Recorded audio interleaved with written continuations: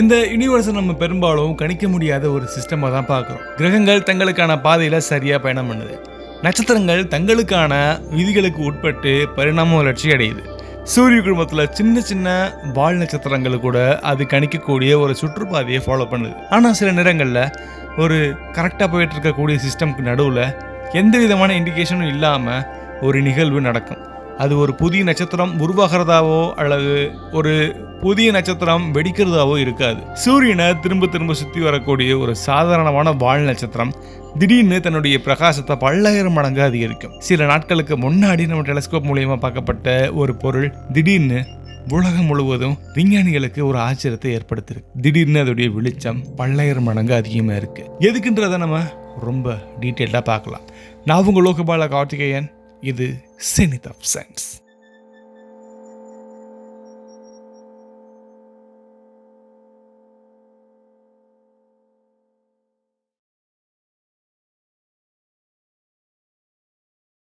ஒரு வால் நட்சத்திரம் அப்படின்னா என்ன? பலர் அதை வானத்தில் பறக்கக்கூடிய ஒரு ஃபயர் பால்னு நினைப்பாங்க.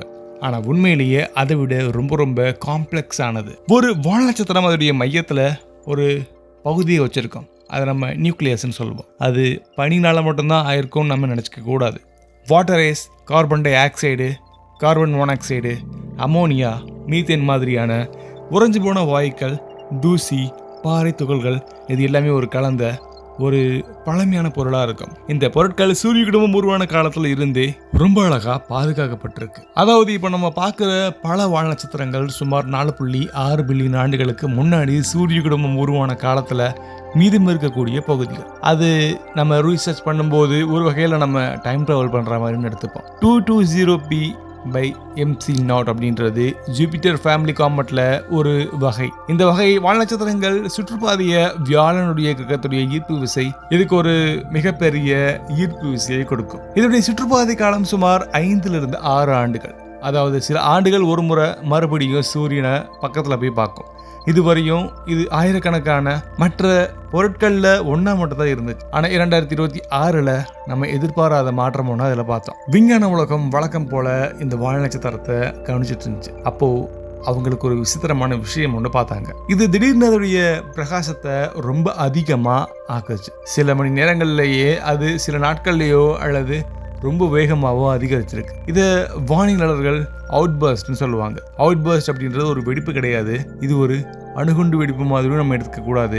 அதுக்கு பதிலாக வால் நட்சத்திரத்துக்கு உள்ள மறைஞ்சிருக்கக்கூடிய பொருட்கள் திடீர்னு விண்வெளியை நோக்கி வெளியே வரும். இந்த நிகழ்வு எப்படி நடக்குது? அதுக்காக நம்ம வால் நட்சத்திரத்துடைய மேற்பரப்புக்குள்ள என்ன நடக்குதுன்றதை பார்க்கலாம். ஒரு வால் நட்சத்திரத்துடைய வெளிப்புறம் ரொம்ப ரொம்ப டார்க்கா இருக்கும். அது சூரிய வெளிச்சத்தை அதிகமா பிரதிபலிக்காது. அதோடைய மேற்பரப்புல கரிய நிற தூசி அடுக்குகள் ரொம்ப அதிகமா இருக்கலாம். அப்படி இருக்கும்போது அது அந்த அடுக்குக்கு கீழே உறைஞ்சிருக்கக்கூடிய பனிகள் ரொம்ப ப்ரிசர்வ் பண்ணப்பட்டிருக்கும். அது சூரியனுக்கு பக்கத்தில் போகும்போது வெப்பநிலை கண்டிப்பாக அதிகமாகும். அப்போது சில பனிகள் நேரடியாக தினநிலையிலிருந்து வாயு நிலையாக மாறும். இதை நம்ம சப்ளிமேஷன் சொல்லுவோம். அதாவது பதங்கமாதல் அப்படின்றோம் இல்லையா, அதுதான் இந்த வால் நட்சத்திரத்தில் அதிகமாக நடக்குது. இந்த வாயுக்கள் வெளியேறும் போது தூசிகளையும் சேர்த்து வெளியே தரும். இதன் விளைவா கோமா அப்படின்ற வாயு அண்ட் தூசி மேகங்கள் அதை சுற்றி உருவாக்கலாம்.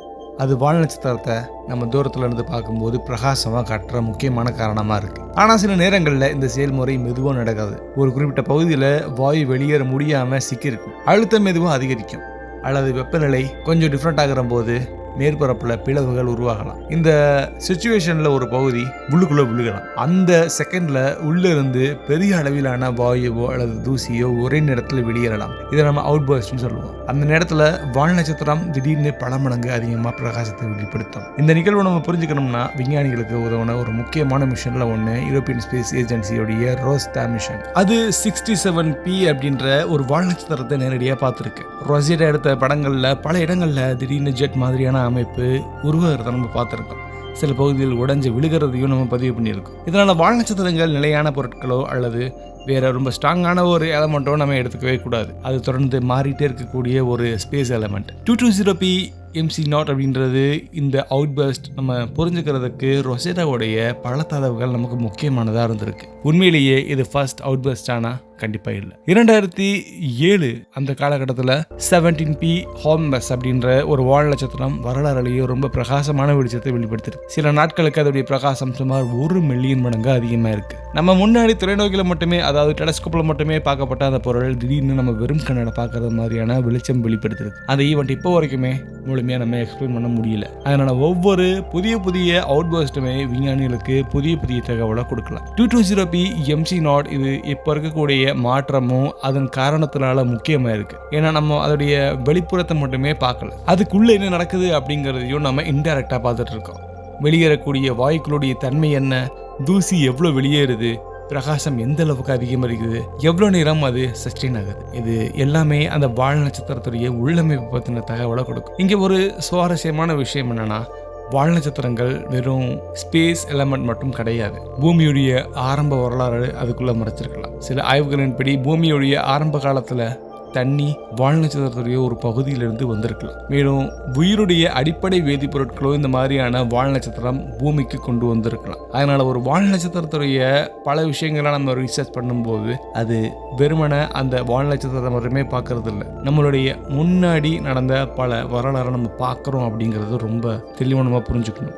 220P MC0 இந்த அவுட்பர்ஸ்ட் இன்னும் விஞ்ஞானிகள் தொடர்ந்து கவனிச்சுட்டே இருக்காங்க. ஒவ்வொரு புதிய படமும் ஒவ்வொரு புதிய அளவீடும் அது உள்ள என்ன நடக்குதுன்றதை நமக்கு ஈஸியாக சொல்லிக் கொடுக்குது. ஒரு சின்ன ஸ்பேஸ் எலமெண்ட் திடீர்னு அதோடைய வெளிச்சத்தை அதிகமாக்குது. காரணத்தை கண்டுபிடிக்கிறது மட்டும் நம்மளுடைய நோக்கம் கிடையாது. சூரிய குடும்பம் இன்னும் ஆக்டிவாக தான் இருக்குது. ஒரு சிஸ்டம் எப்படி இருக்குன்றதை புரிஞ்சுக்கிறதும் அதில் அடங்கும். ஸோ நேற்று வானத்தில் நம்ம பார்க்குற பல பொருட்கள் நமக்கு அது சைலண்ட்டாக இருந்தாலுமே அந்த சைலண்ட்டுக்கு பின்னாடி எக்கச்சக்கமான ஃபிசிக்ஸும் எக்கச்சக்கமான கெமிஸ்ட்ரியும் நடந்துக்கிட்டே இருக்குது. 220P MC0 அதுக்கு ஒரு சரியான ஆதாரம். பல பில்லியன் நாடுகளுக்கு முன்னாடி உருவான ஒரு சின்ன பொருள் இப்போ மாறிட்டே இருக்கு. இன்னும் விஞ்ஞானிகள் புதிய கேள்வியை அதுக்கு முன்னாடி கொடுத்துட்டே இருக்காங்க. அண்ட் சூரிய குடும்பத்துடைய வரலாறு இன்னும் முழுமையா படிக்கப்படாத ஒரு புத்தகம் அப்படிங்கிறத நம்ம மறந்துடவே கூடாது. அதனால வானத்தை நீங்க பார்த்துட்டு இருங்க, உங்களுக்கு ஏதாச்சும் டிஃப்ரெண்டா தெரியும். அதுக்கான காரணம் நம்ம சேனல்ல இருக்கும். மறக்காம சப்ஸ்கிரைப் பண்ணிட்டு பெல் ஐகானை கிளிக் பண்ணுங்க. பாய்.